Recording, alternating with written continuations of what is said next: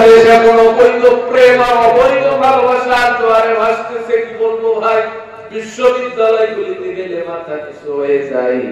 গাছের গোড়ায়, গাছের মাথায়, গাছের আগায় সব কবুতরের বাচ্চার মতো জোড়াই জোড়াই। কার্তিক মাসের কত্তার লজ্জা শরম আছে, কিন্তু এদের কোন লজ্জা শরম নাই। গিদেবেরা জাতিকে, যে জাতির চরিত্র নাই, যে জাতির ইউনিভার্সিটির ছেলেরা চরিত্রহীন, বিয়ের আগে অন্য মেয়েকে পাশে বসায় কোলে বসায় ঘন্টার পর ঘন্টা প্রেম করে, এরা যখন বড় হয়ে ওসি হবে, ডিসি হবে, এসপি হবে, ওই যে জামালপুরের ডিসির মতো সিসি ক্যামেরায় উলঙ্গ নারী সহকারে গোটা দেশবাসী দেখতে পাবে। কি দেবে জাতিকে, যে জাতির চরিত্র নাই, এ জাতির টাকা পয়সার অভাব নাই, এ জাতির অর্থ সম্পদের অভাব নাই, এ জাতির মেধার অভাব নাই, এ জাতির অভাব শুধু চরিত্রের। আর এই চরিত্র বহন করতে হলে আল্লাহ পাকের শিক্ষা ব্যবস্থা প্রতি বিশ্ববিদ্যালয়ে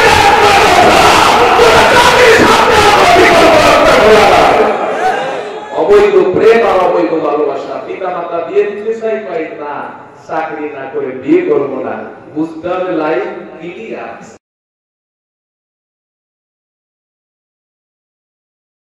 তবে কেন আজকে হলো করুণ পরিণতি। আল্লাহুম্মা সাল্লি আলা, সকলে জবাব আছে।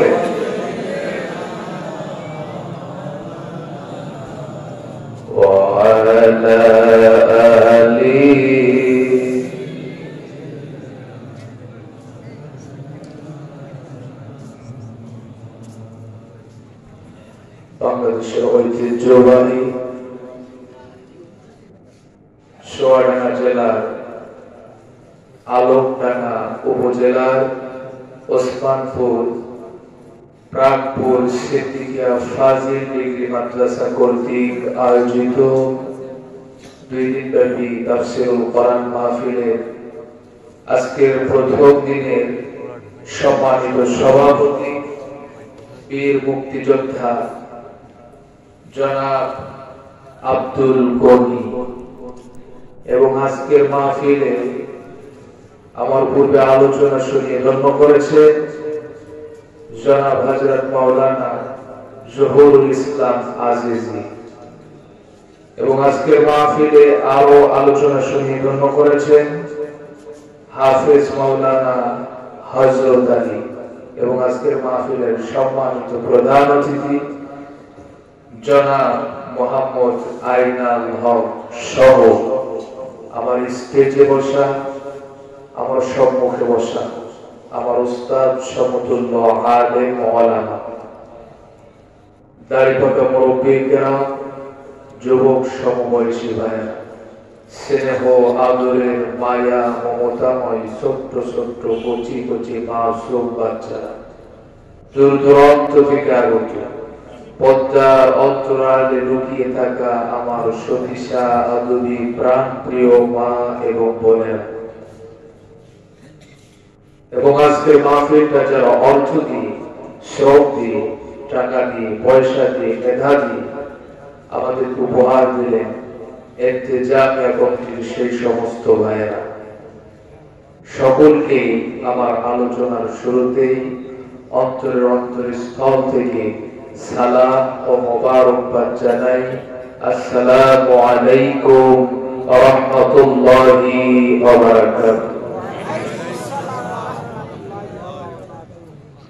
মহান আল্লাহ পাকের দরবারে লাখো কোটি শুকরিয়া যে মহান আল্লাহ সুবহানাহু ওয়া তাআলা আমার মতো একজন গুনাহগার গোলামকে তার সর্বকালের সর্বশ্রেষ্ঠ গ্রন্থ আল কোরআন থেকে কিছু সময় আলোচনা করবার সুযোগ করে দিলেন এবং আপনাদেরকে শ্রবণ করবার মতো সুন্দর সুব্যবস্থা তৈরি করে দিলেন।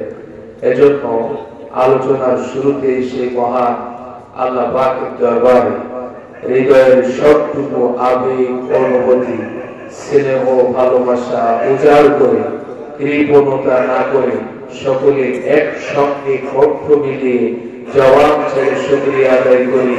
সকলে বলি আলহামদুলিল্লাহ।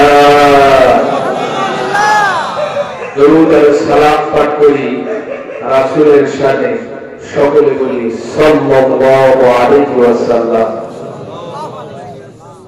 সম্মানিত হাজিরিন, আজ গোটা পৃথিবীর মানুষ শান্তি শান্তি খোঁজার জন্য দিক বেদিক হয়ে ছুটতেছে, কিন্তু পৃথিবীর কোন ভূখণ্ডে আজ এক চুল পরিমাণ শান্তি নাই। চিল্লায় কথা ঠিক কিনা? শান্তি নাই, শুধু অশান্তি। সন্ত্রাস, চাঁদাবাজ, দুর্নীতিবাজ, দুঃশাসন, মদ, জোয়া, হাউসি, লটারি, ক্যাসিনো, মারামারি, কাটাকাটি, খুন খারাপি, রাহাজানি, নারী ধর্ষণ, গণহত্যা, পরকীয়া, গোটা পৃথিবী আজ নরকে পরিণত হয়েছে। কথা বলে শান্তি নাই, শুধুই অশান্তি। বাড়িতে যে আপনার সবচাইতে কাছের মানুষটা, আপনার প্রিয়তমা স্ত্রী, তাকে যে আপনি বলবেন ওগো আমার অতি আদরের দিক কবুলের প্রিয়তমা স্ত্রী, এক গ্লাস পানি দাও, সেও আপনাকে নসিহত করবে পারলে ঢেলে খাও। কথা বলেন? আপনি বলবেন অমন করে বলো কেন? তুমি না আমার দিক কবুলের অতি আদরের প্রিয়তমা স্ত্রী। সে আপনাকে বলবে বলে কি হবে, আমরা এখন প্রধানমন্ত্রী। কথা বলেন? প্রধানমন্ত্রীও আমরা, বিরোধী দলীয় নেত্রীও আমরা, সংসদের স্পিকারও আমরা। আমাদের কাছে অনুমতি নিয়ে তারপর তোমাদের কথা বলতে হয়। শান্তি কি আছে ভাই? কেন এত অশান্তি? কেন শান্তি নাই? আলোচনার শুরুতেই ছোট্ট একটি দৃষ্টান্ত উপস্থাপন করে আপনাদেরকে বোঝাইতে চাই, যদি আপনাদের অনুমতি পাই। আপনারা কি আমাকে অনুমতি দিবেন ভাই? এক মুদি দোকানদারের এক কর্মচারী, নাম তার ইসলাম। একটু চিল্লায় বল না, নামটা কি? ওই মুদি দোকানদারের একটা সুন্দর তরুণী যুবতী মেয়ে ছিল, নাম তার শান্তি। একটু আস্তে বলুন, নামটা কি? এখন ইসলাম যেখানে, শান্তিও, কথা বলতে হবে, ইসলাম যেখানে শান্তিও। মুদি দোকানদারের বুঝতে আর কিছু বাকি রইল না যে আমার দোকানের কর্মচারী ইসলাম আমার একমাত্র কন্যা শান্তির সঙ্গে গোপনে সম্পর্ক স্থাপন করেছে। ইসলামকে পিঠ মুড়া দিয়ে বাঁধে আর গিরাই গিরাই মারে। শুধু এতটুকুই নয়, শেষ পর্যন্ত ইসলামের চাকরিটাও দিল ক্যান্সেল করে। ইসলাম বলে, বেটা দোকানদার, সামান্য তোমার মেয়েকে ভালোবাসার অপরাধে তুমি আমার চাকরিটা দিলা ক্যান্সেল করে, আমি তোমার মেয়ে শান্তিকেও ঘর ছাড়া করব মাত্র 2 দিনের ভিতরে। সঙ্গে সঙ্গে মোবাইল ফোন কানে নিয়ে বলে, হ্যালো শান্তি, তুমি কোথায়? শান্তি বলে, আসি তো আমার বাসায়। ইসলাম বলে, শান্তি তুমি বাসায় করো কি? শান্তি বলে, ইসলাম আমি তো রাত দিন 24 ঘন্টা শুধু তোমাকে নিয়েই ভাবি। এরকম শান্তি বোঝায়? আলোকটা নাই ভাই, কথা বলেন না। ইসলাম বলে, শান্তি সত্যি যদি তুমি আমাকে নিয়ে ভেবে থাকো আর আমাকেই যদি পেতে চাও, এই মুহূর্তে তোমার পিতা মাতা ঘর বাড়ি সবকিছু ত্যাগ করে আমি ইসলামের কাছে চলে এসো। আমি ইসলাম তোমাকে নিয়ে সারা জীবনের ঘর বাঁধতে চাই। ইসলামের কথা অনুযায়ী শান্তি ইসলামের কাছে চলে গেল। মুদি দোকানদার সারাদিন দোকানদারি করে বাড়ি ফিরে এসে দেখে বাড়ির আসবাবপত্র যেখানে যা কিছু ছিল সবকিছুই ঠিকঠাক আছে, মাগার শান্তি নাই। একটু চিল্লায় বল না কি নাই? দোকানদার বাড়ির বারান্দায় চিল্লায় কাঁদে, কয় শান্তি নাই, শান্তি নাই। পাড়া প্রতিবেশী বলে, দোকানদার কাঁদো কেন? দোকানদার কয় শান্তি নাই, শান্তি নাই। পাড়া প্রতিবেশী বলে, দোকানদার শান্তি কোথায়? এটা জানবার আগে তুমি আমাদের প্রশ্নের জবাব দাও, তোমার দোকানের কর্মচারী ইসলাম কোথায়? কই ওরে তো অনেক আগেই পিটায় দিয়েছি বিদায়। পাড়া প্রতিবেশী বলে, দোকানদার তুমি একটা বোকা, তোমার আমলের খাতায় লেগেছে বোকা, যার কারণে তোমার ঘরের মেয়ে শান্তিও তোমারে দিয়েছে ধোঁকা। দোকানদার বলে, কেমন?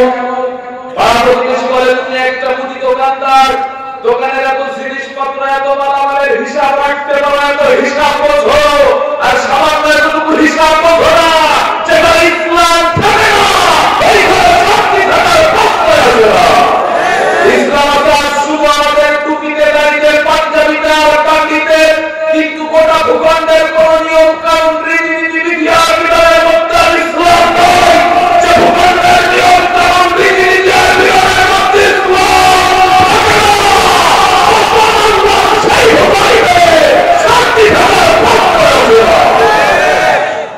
If you would like to live in peace, you have to come back in Islam. শান্তি যদি পেতে চাও, ইসলামের সুশীতল ছায়াতলে আত্মসমর্পণ করা ছাড়া গোটা জাতি আপনার বিকল্প কোনো রাস্তা খোলা নাই। চিল্লায় এখন কথা ঠিক কিনা? সম্মানিত ভাইরা, আমি কোরআনে কারীমের ছোট্ট একটি আয়াতে কারিমার ছোট্ট একটি অংশ তেলাওয়াত করেছি, আল্লাহ রাসূলের একটি হাদিস তেলাওয়াত করেছি। এই আয়াত এবং হাদিসের পরিপ্রেক্ষিতে কোরআন হাদিস থেকে আজ আলোচনা করব, শুনব ইনশাআল্লাহ। আজ আমার আলোচনার বিষয় হচ্ছে মুসলমানদের জন্য আল্লাহর সাহায্য। কার সাহায্য? গোটা পৃথিবীতে মুসলিম জাতি বর্তমান যে নির্যাতিত, লাঞ্ছিত, বঞ্চিত, অপমানিত, আল্লাহর সাহায্য ব্যতীত মুসলমানদের বিজয় আসতে পারে? সুতরাং আজ আমার আলোচনার বিষয় হচ্ছে মুসলমানদের জন্য আল্লাহর সাহায্য। কার সাহায্য? আজ কোরআন থেকে আলোচনা শুনবো ইনশাআল্লাহ।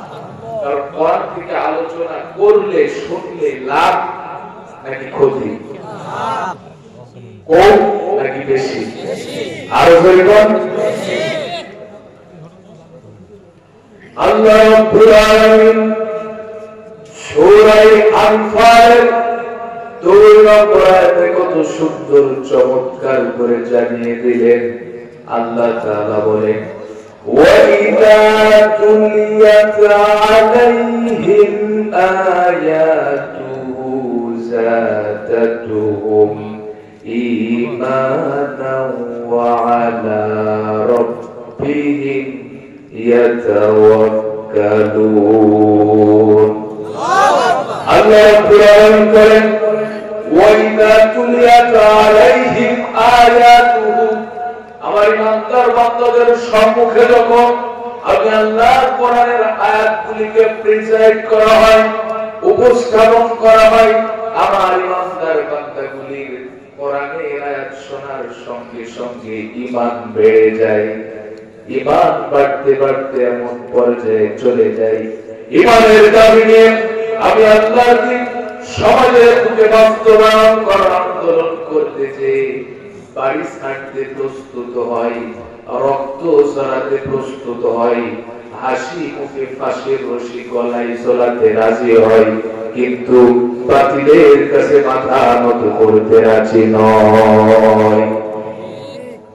আল্লাহ তাআলা বলেন, ইন্নাল্লাহা ইউহিব্বুল্লাযীনা ইউকাতিলুনা ফী সাবিলিহি সাফফান কাআন্নাহুম বুনিয়ানুম মারসুস। আল্লাহ রাব্বুল আলামিন বলেন, আমার যে গোলামগুলি ঈমানের দাবি নিয়ে আমি আল্লাহর দিন সমাজের বুকে বাস্তবায়ন করার আন্দোলন করতে যে বাড়ি ছাড়তে রাজি হয়, রক্ত ঝরাতে রাজি হয়, জীবন দিতে রাজি হয়, এই বান্দাগুলি হচ্ছে আমি আল্লাহর কাছে আমার ভালোবাসার গোলাম। আল্লাহ রাব্বুল আলামিন সূরা তাওবা 9 নম্বর আয়াতে কত সুন্দর করে জানিয়ে দিলেন। আল্লাহ তাআলা বলেন, ইন্নাল্লাহা আশতারা মিনাল মুমিনিনা আনফুসাহুম ওয়া আমওয়ালাহুম বিআন্না লাহুমুল জান্নাহ। আল্লাহ রাব্বুল আলামিন বলেন, আমি আল্লাহ তো আমার ইমানদার গোলামগুলির জান্নাতের বিনিময়ে তাদের জান এবং মালকে ক্রয় করে নিয়েছি।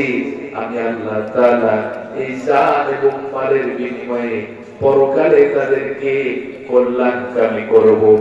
আমি আল্লাহ তাআলা শুধুমাত্র তাদের পরকালেই কল্যাণকামী করব এতটুকুই নয়, আল্লাহ রাব্বুল আলামিন সূরা মুমিনুনের 1 নম্বর আয়াতে কত সুন্দর করে জানিয়ে দিলেন। আল্লাহ তাআলা বলেন قد أفلح المؤمنون। আল্লাহ রাব্বুল আলামিন বলেন শুধুমাত্র আমি আল্লাহ তাআলা পরকালেই তাদের কল্যাণকামী করব না, দুনিয়ার বুকেও আমি আল্লাহ ঈমানদারদের সফলতা দান করব। আমরা বললাম আল্লাহ তুমি পরকালে ঈমানদারদের জান্নাত দান করবা বুঝলাম, দুনিয়াতে তাদের সফলতা দান করবা সেটাও বুঝলাম, কিন্তু আল্লাহ আজ গোটা পৃথিবীতে ঈমানের দাবি নিয়ে তুমি আল্লাহর দিন সমাজের বুকে বাস্তবায়ন করার আন্দোলন যারা যেখানে করতে গিয়েছে তারা সেইখানে নির্যাতিত, লাঞ্ছিত, বঞ্চিত, কষ্টে আছে। আল্লাহ রাব্বুল আলামিন সূরা আল-আনকাসুরের 6 নম্বর আয়াতে কত সুন্দর করে চমৎকার করে জানিয়ে দিলেন। আল্লাহ রাব্বুল আলামিন বলেন ইন্না মা'আল উসরি ইউসরা। তাদের এই কষ্ট স্থায়ী নয়, আমি আল্লাহ তাআলা কষ্টের পরেই রেখে দিয়েছি স্বস্তি। আমরা বললাম আল্লাহ তুমি কষ্টের ভিতরে স্বস্তি রেখেছো বুঝলাম, কিন্তু আল্লাহ আজ গোটা পৃথিবীতে ইহুদিরা বিপদে পড়লে খ্রিস্টানরা তাদের পাশে নাই, খ্রিস্টানরা বিপদে পড়লে হিন্দুরা তাদের পাশে নাই, হিন্দুরা বিপদে পড়লে বৌদ্ধরা তাদের পাশে নাই। কিন্তু আল্লাহ আমরা এমন একটা জাতি, আমরা বিপদে পড়লে পৃথিবীর কোন ধর্মের লোক, কোন বর্ণের লোক, কোন গোত্রের লোক আমাদের পাশে দাঁড়ায় না। আল্লাহ রাব্বুল আলামিন সূরা রুমের 47 নম্বর আয়াতে কত সুন্দর করে জানিয়ে দিলেন। আল্লাহ রাব্বুল আলামিন বলেন ওয়া কানা হাক্কান আলাইনা নাসরুল মুমিনিন। আল্লাহ রাব্বুল আলামিন বলেন ওহে আমার ইমানদার বান্দারা, আমি আল্লাহর ঈমানের দাবি নিয়ে দিন কায়েমের আন্দোলন করতে যে আমার ইমানদার বান্দারা বিপদে পড়বে, যেখানে আমি আল্লাহর সাহায্য আমার ইমানদার বান্দাদের জন্য পৌঁছায়া যাবে ঠিক সেইখানে। আল্লাহ রাব্বুল আলামিন বলেন শুধুমাত্র আমি আল্লাহ সাহায্য করব এতটুকুই নয়, আল্লাহ রাব্বুল আলামিন সূরা আলে ইমরানের 139 নম্বর আয়াতে কত সুন্দর করে জানিয়ে দিলেন। আল্লাহ তাআলা বলেন ওয়ালা তাহিনু ওয়ালা তাহজানু ওয়া আনতুমুল আ'লাউনা ইন কুনতুম মুমিনিন। আল্লাহ রাব্বুল আলামিন বলেন আমি আল্লাহ তাআলা ইমানদার বান্দা তোমাদের সাহায্য করব এতটুকুই নয়, একটু ধৈর্য ধারণ করো, আমি আল্লাহ তোমাদের বিজয় দান করব। গোটা পৃথিবীর দিকে তাকালে মুসলমানদের বিজয়ের আওয়াজ শুনতে পাওয়া যায়। যে ইউরোপ কান্ট্রিগুলিতে মুসলমানেরা প্রকাশ্যে নামাজ আদায় করতে পারতো না, আমার মা বোনেরা হেজাব করতে পারতো না, আজ সেই ইউরোপ কান্ট্রিগুলিতে প্রকাশ্যে নামাজ আদায় করে, আযান দেয়, হেজাব পরে। ইংল্যান্ডের একটি পত্রিকা রিপোর্ট করেছে গোটা পৃথিবীতে মুসলমানদের যে জোয়ার উঠেছে, আগামী 70 সালের ভিতরে গোটা পৃথিবীর নেতৃত্ব মুসলমানদের হাতে পৌঁছায়া যাবে। সুতরাং ইমানদার বান্দারা ঈমানের দাবি নিয়ে আল্লাহর দ্বীন কায়েমের আন্দোলন করতেছে, বিপদে পড়বে সেইখানে আল্লাহর সাহায্য হাজির হয়ে যাবে ঠিক সেইখানে। এ ওয়াদা করেছেন কি? আরো জোরে বলুন। আল্লাহ ওয়াদা করেছেন আল্লাহ যে সাহায্য করবে, এতে কোনো সন্দেহ আছে? আরো জোরে কোন আছে? সম্মানিত ভাইরা আমার, আজ থেকে প্রায় 1000 বছর পূর্বে বিশ্ব নবী কোরআনের দাওয়াত দিয়েছিল যেই দিন বিশ্ব নবীর বিরুদ্ধে সমস্ত ষড়যন্ত্র আর চক্রান্ত করা হয়েছিল ঠিক সেই দিন। 40 বছর আগ পর্যন্ত মক্কার বুকে আমার নবী ছিলেন আল আমিন।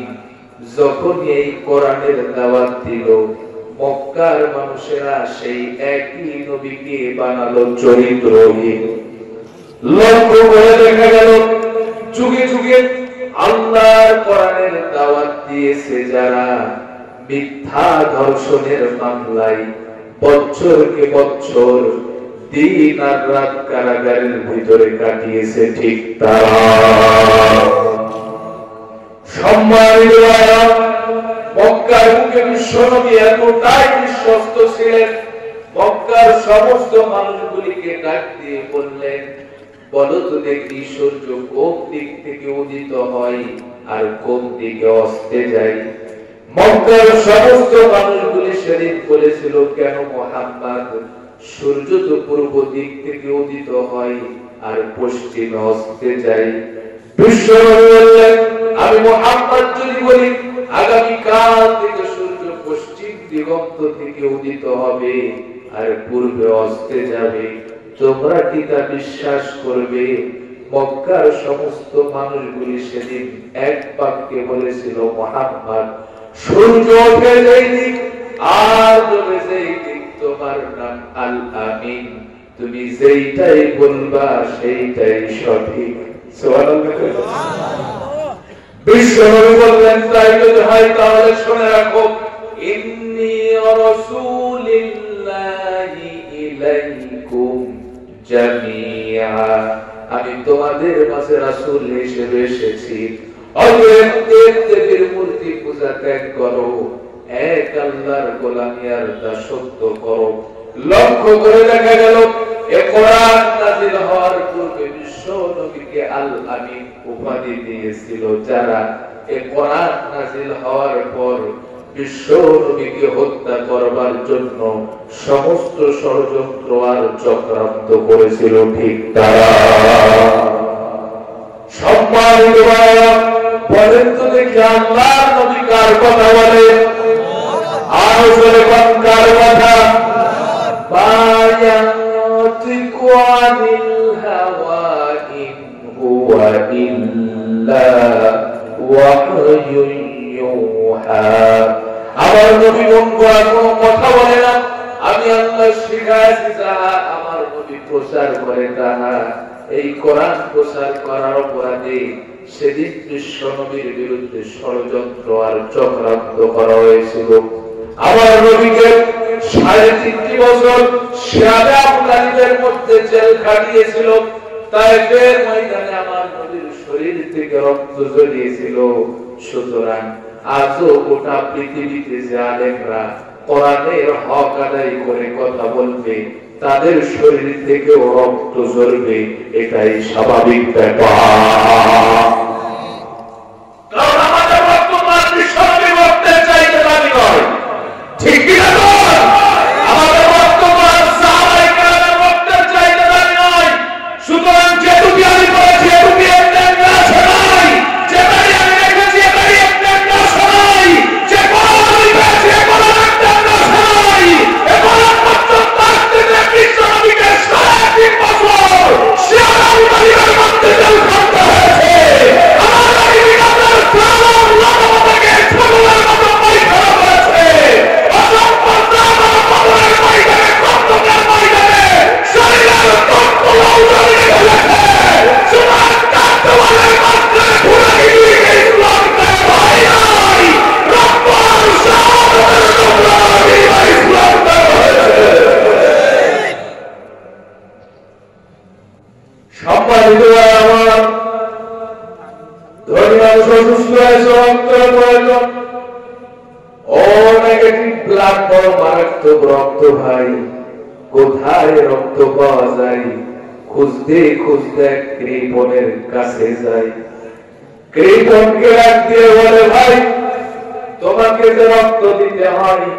কৃপণ কয়, ঠিক মতো 3 বেলা পেটে খাবার জোটে না স্যার, আমি কি রক্ত দেয়া পেলে আর? জোর করে ধরে কৃপণের কাছ থেকে 3 ভাগ রক্ত নিয়েছেন। রক্ত পেয়েছে একটু বেশি, পকেট থেকে একটা চেক বাইর করে 3 লক্ষ টাকা কৃপণকে দিয়েছে। খুশি কৃপণ, বড় খুশি, কারণ টাকা পেয়েছে একটু বেশি। কৃপণ ডাক দিয়ে কয়, আমি আরো 3 ভাগ রক্ত দিতে চাই।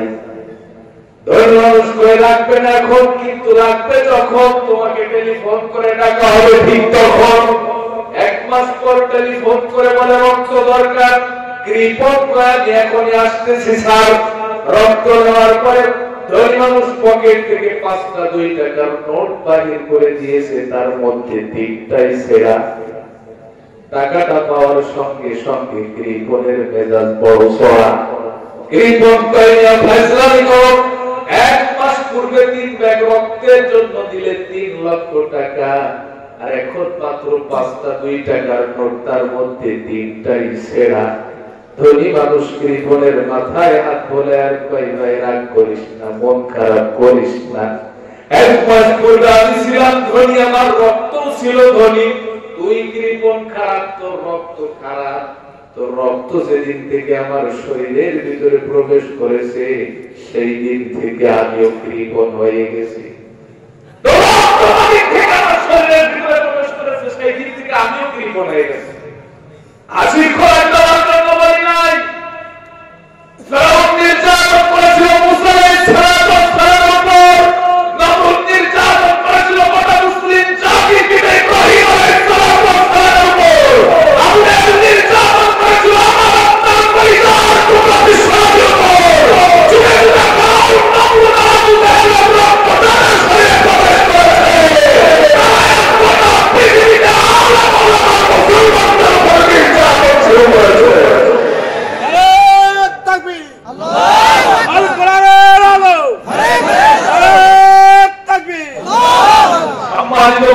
কষ্ট লাগে, ধনী মানুষের বাড়ির কুত্তার গায়ে ঢিল মারলে মামলা হয়, চিনি হয়, কিন্তু আলেম মারলে কোনো বিচার নাই। বিচারপতি তোমার কাছে বিচার না পেলে কোথায় বিচার পাবো আমি, কার কাছে গেলে, কার কাছে গেলে।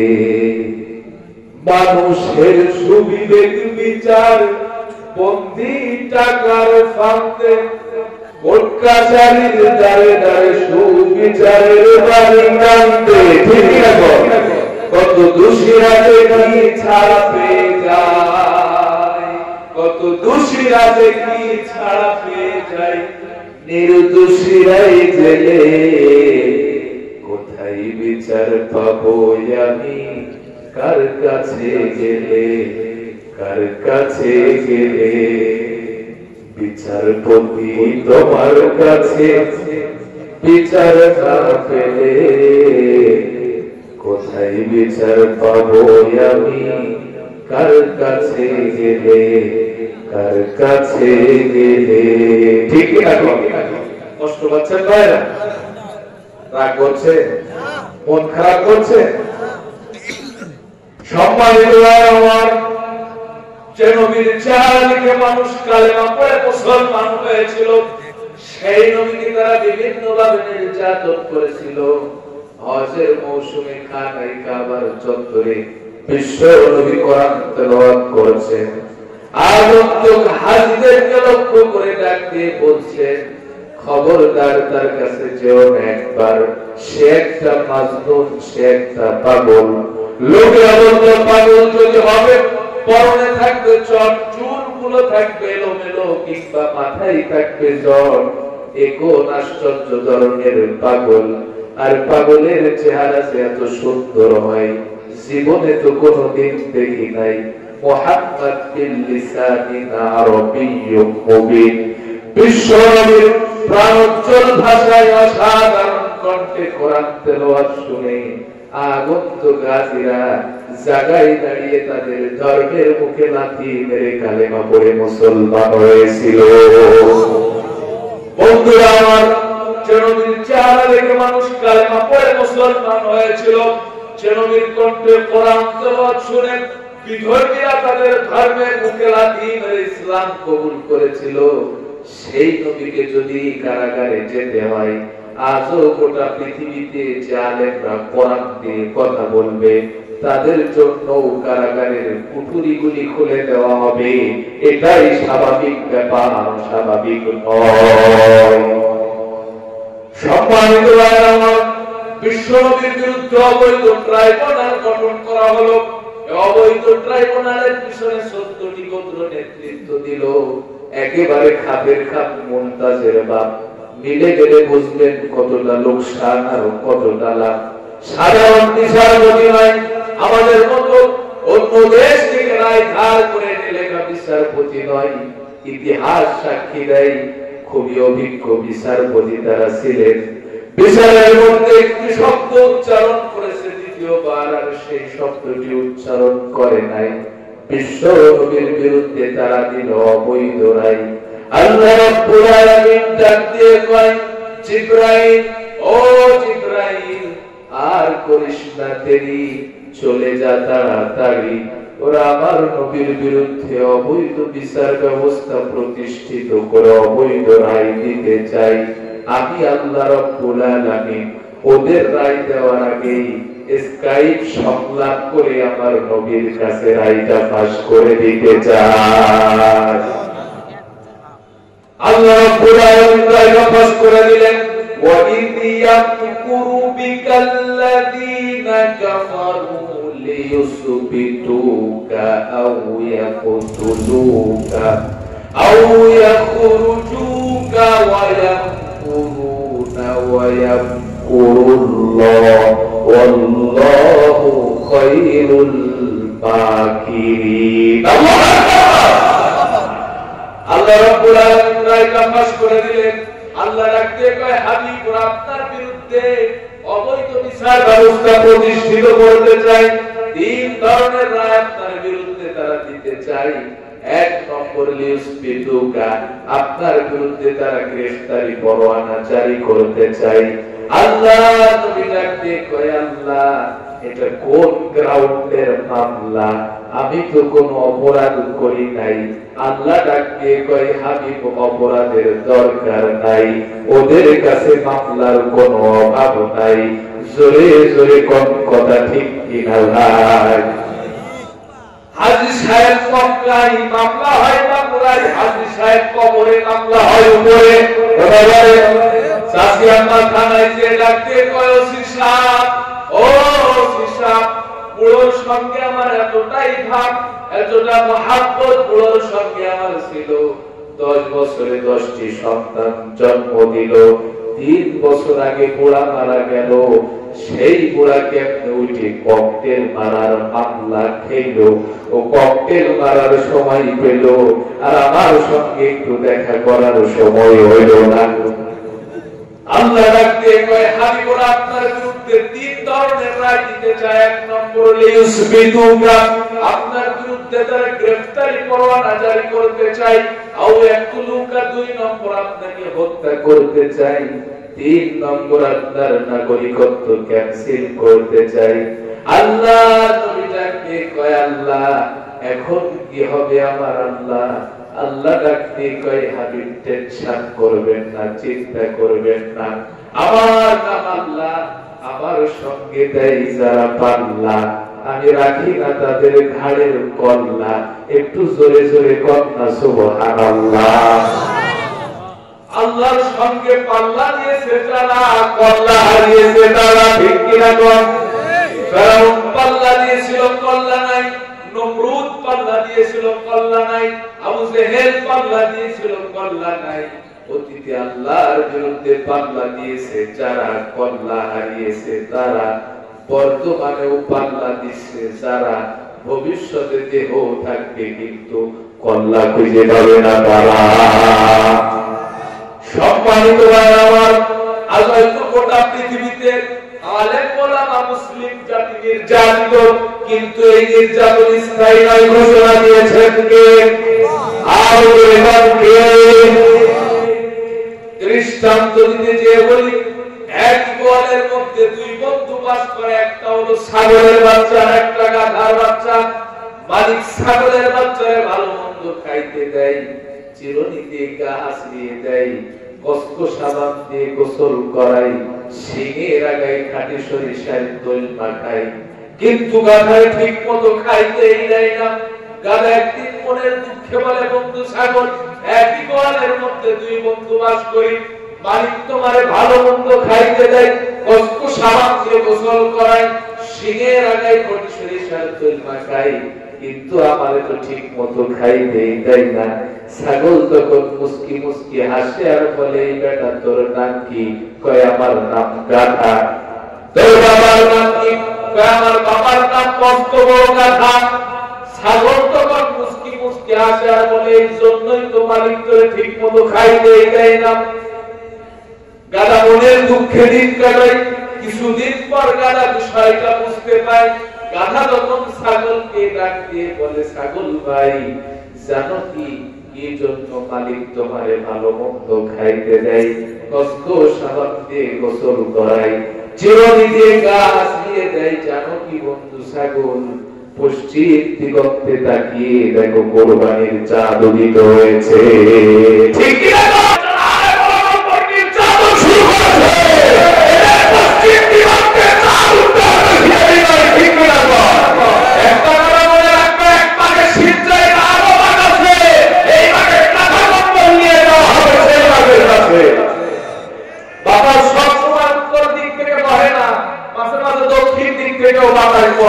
আর দক্ষিণ দিক থেকে যেদিন বাতাস বয় সেদিন আমফানের মতো শুরু হয়, আগা থেকে নামে না, একেবারে গোড়া থেকে উড়ায়। ঠিক কি না? কষ্ট পাচ্ছেন আপনারা? আওয়াজ দেন না কেন? আমি কি কোনো কবরস্থানে আলোচনা করতেছি? যুবকরা একটু হাত তুলে তো, দেখি পুরো চাচারা হাত তুলতেছে না, বিয়ে করেন না, একটু হাত তুলে। এবার বলতে পেরেছি তোমাদের বিয়ে কি জন্য আসছে না? আপনাদের আওয়াজ নেই কেন? আপনাদের আওয়াজ নিঃস্ব হয়ে যাওয়ার কারণে বাতিলের আওয়াজ নিঃস্ব হয়ে গেছে। ঠিক কি না? আমার বিশ্বাস আছে বাংলার 90% তাওহীদ মুসলিম জনতা আল্লাহ রাসূলের মুসলিম সাহাবাদের মতো যাদের পেটে তিন বেলা খাবার জোটে নাই, যাদের কোনো অস্ত্র ছিল না, এই যে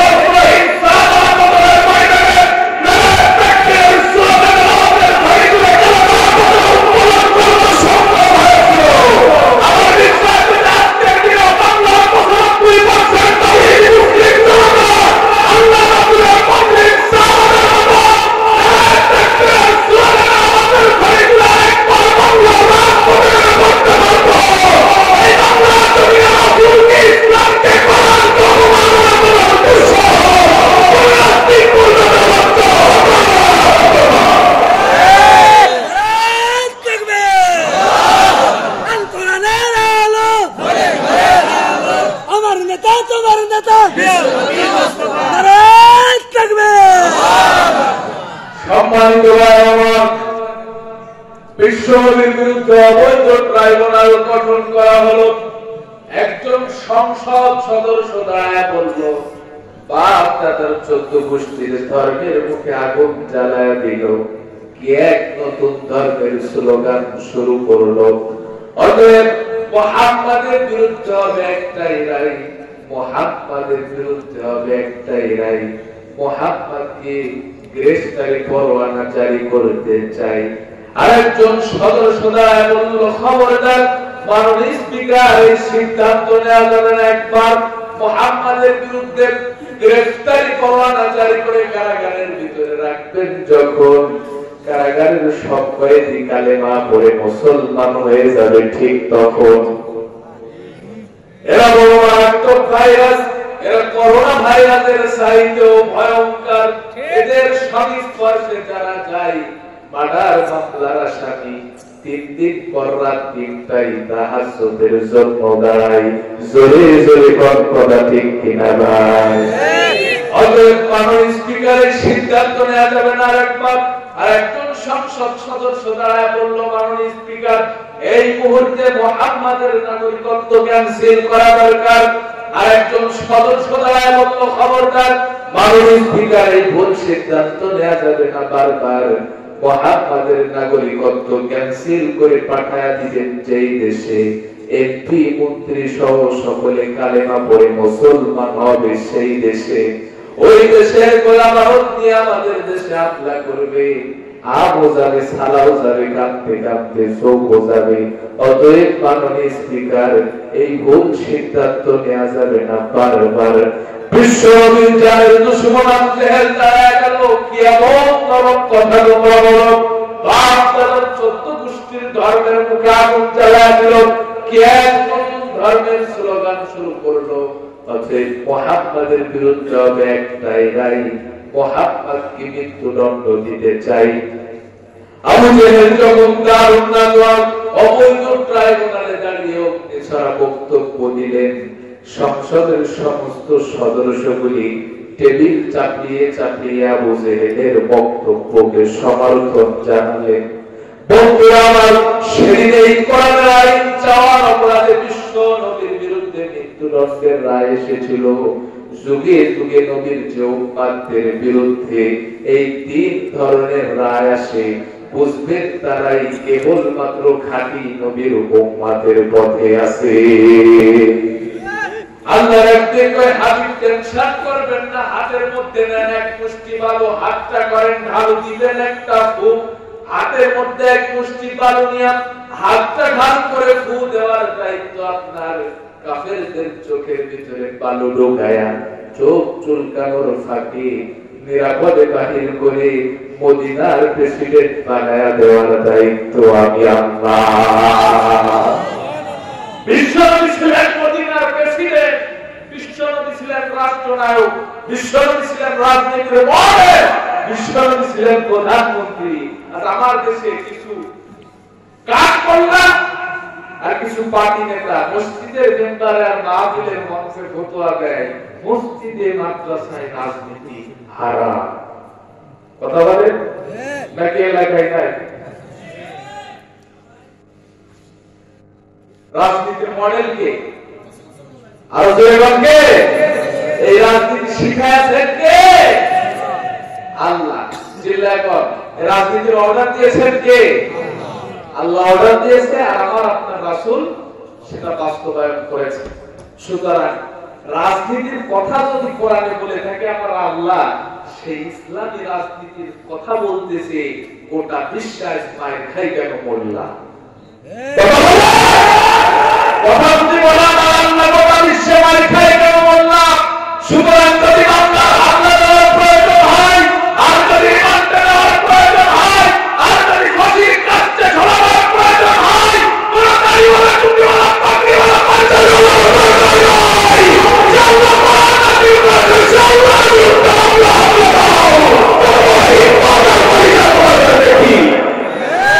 একটা কথা মনে রাখবে, ঠিক কি কয়েকজন কোরআনের পাখিকে কারাগারে বন্দী রেখে সাধারণ শাহবাগতুমের দেশ থেকে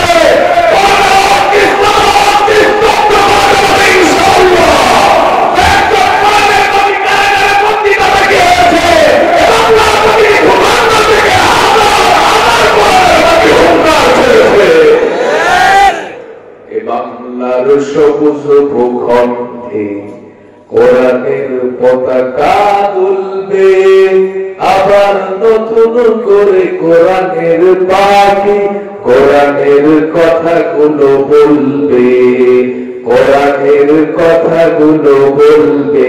ঠিক আছে? তুমি হামজার মতো বুকে সাহস নিয়ে যেতে বাতিলকে রুখতে, খালিদের মতো হুঙ্কার দিয়ে জনতাকে জাগিয়ে তুলতে। তুমি আসবে, জানি আসবে, ইনশাআল্লাহ আসবে। ঠিক কি না? কষ্ট পাচ্ছেন না? রাগ করছে? মন খারাপ করছে? ছোট সাপের বিষে একটু বেশি কষ্ট পাচ্ছেন আপনারা? বিশ্বনবী বিপদে পড়েছিল, আল্লাহর দ্বীন সমাজের রূপে বাস্তবায়ন করার আন্দোলন করতেছে। আল্লাহ সাহায্য করেছেন নাকি করে নাই? আরো জোরে গান করেছেন নাকি করে নাই? উঠছেন কেন? উঠছেন কেন? আপনারা কষ্ট পাচ্ছেন? আমি কি আলোচনা শেষ করে দেবো ভাইরা? আর একটু চালাবো?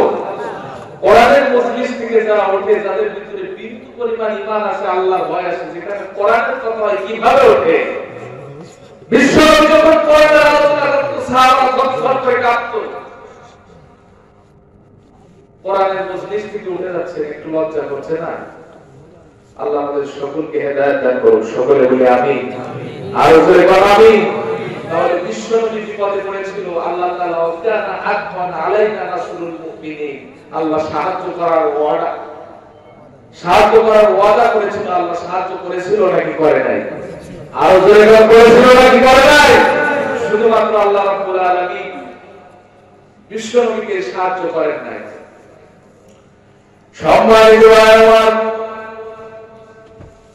আল্লাহর নবী ইউসুফ আলাইহিস সালাতু ওয়াস সালাম আল্লাহর দ্বীন সমাজের বুকে বাস্তবায়ন করার আন্দোলন করতে গিয়েছিল। আল্লাহর পয়গম্বর ইউসুফ আলাইহিস সালাতু ওয়াস সালাম বিপদে পড়েছিল, চিল্লায় কন্যা সাহায্য করেছিল কে? আর জোরে বলুন কে? আল্লাহর নবী ইউসুফ আলাইহিস সালাতু ওয়াস সালামের অত্যন্ত সুন্দর চমৎকার চেহারা ছিল। আল্লাহর পয়গম্বর ইউসুফ আলাইহিস সালাতু ওয়াস সালামের চেহারা দেখে আজিজ মিসরের স্ত্রী জুলাইখা পাগল হয়ে গেল। জুলাইখা কয়, ইউসুফ গো, I love you, I love you. ও ইউসুফ, যদি না তোরে পাবো নরকে হেঁটে যাব, যদি না তোরে পাবো নরকে হেঁটে যাব। স্বর্গ যে তারি মুখে দেখেছি তা 12 মাসে, চারিদিকে রাখবি নজর, সে না যেন দেখতে আসে। ইউসুফ মানতে পারি না 24 ঘন্টা বিরহের বেদনা। ওরে মোল্লা, তুমি সব বোঝো আর প্রেম বোঝো না। ও ইউসুফ, তুমি কেন বোঝো না? তুমি কেন বুঝতে চাও না রে ইউসুফ? তুমি অনন্য অপূর্ব সুন্দর শিকার করি, কিন্তু আমি জুলাইখাও তো বিশ্ব সুন্দরী। মিশরের বুকে এমন একটি রাত কাটে না সে রাত্রে মিশরের যুবকেরা আমি জুলাইখার সঙ্গে প্রেম করার জন্য দুরানসার বুকার মিষ্টি আত্মহত্যা করে না। ও ইউসুফ, তুমি কেন বোঝো না? তুমি কেন বুঝতে চাও না রে ইউসুফ? তোমাকে ছাড়া আমার একটি সেকেন্ড, একটি মুহূর্ত কাটে না। আল্লাহর নবী ইউসুফ আলাইহিস সালাতু ওয়াস সালাম কই, জুলাইখা কি আমার কাছে কি চান? জুলাইখা কই, ইউসুফ গো, আমি তোমার কাছে অর্থ সম্পদ, টাকা পয়সা কিচ্ছু চাই না। আমি তোমার কাছে তোমার প্রেম আর তোমার ভালোবাসা ভিক্ষা চাই। আল্লাহর নবী ইউসুফ আলাইহিস সালাতু ওয়াস সালাম কই, জুলাইখা রে, সূর্য পশ্চিম দিগন্ত থেকে উঠতে পারে, ইসরাফিলের বাঁশির ফুৎকার বাজতে পারে, কিন্তু আল্লাহর পয়গম্বরেরা জীবনের একটি মুহূর্ত অবৈধ প্রেম আর অবৈধ ভালোবাসার সঙ্গে জড়াতে পারে না। আজ অবৈধ প্রেম আর অবৈধ ভালোবাসা আছে না নাই? আর আছে না নাই? বিয়ের আগে ভালোবাসা, বিয়ের পরে নিজের ঘরের স্ত্রী বাদ দিয়া, মিটার লাইন বাদ দিয়া সাইড লাইনের প্রতি ভালোবাসা। জোরে জোরে কথা ঠিক কিনা? গোটা দেশে কোন অবৈধ প্রেম আর অবৈধ ভালোবাসার জোয়ারে ভাসতেছে। কি বলবো ভাই, বিশ্ববিদ্যালয়গুলিতে গেলে মাথা কিছু হয়ে যায়। গাছের গোড়ায়, গাছের মাথায়, গাছের আগায় সব কবুতরের বাচ্চার মতো জোড়াই জোড়াই। কার্তিক মাসের কত্তার লজ্জা শরম আছে, কিন্তু এদের কোন লজ্জা শরম নাই। কি দেবে এরা জাতিকে? যে জাতির চরিত্র নাই, যে জাতির ইউনিভার্সিটির ছেলেরা চরিত্রহীন, বিয়ের আগে অন্য মেয়েকে পাশে বসায়, কোলে বসায় ঘন্টার পর ঘন্টা প্রেম করে। এরা যখন বড় হয়ে ওসি হবে, ডিসি হবে, এসপি হবে, ওই যে জামালপুরের ডিসির মতো সিসি ক্যামেরায় উলঙ্গ নারী সহকারে গোটা দেশবাসী দেখতে পাবে। কি দেবে জাতিকে? যে জাতির চরিত্র নাই, এ জাতির টাকা পয়সার অভাব নাই, এ জাতির অর্থ সম্পদের অভাব নাই, এ জাতির মেধার অভাব নাই, এ জাতির অভাব শুধু চরিত্রে। আর এই চরিত্র বহন করতে আল্লাহ শিক্ষা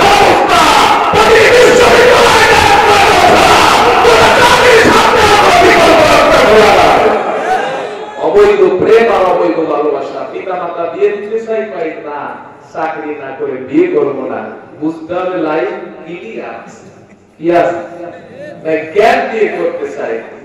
10 বছর বিদেশ থাকার পর কুয়েত থেকে যখন দেশে ফিরে এসেছে, পিতা মাতা দিয়ে দিয়েছে, বাসরাত্রি স্ত্রী কই ডোন্ট টাচ মি, খবরদার আমাকে স্পর্শ করবা না। কই বিকজ ওই পাশের বাড়ির আব্দুল রহিমের সঙ্গে আমার 5 বছরের সম্পর্ক, আমি তাকে ছাড়া তোমাকে দিতেই পারবো না। বেচারা কাঁদতে আর কয় আল্লাহ কল্যাণ কেয়ারে হইল।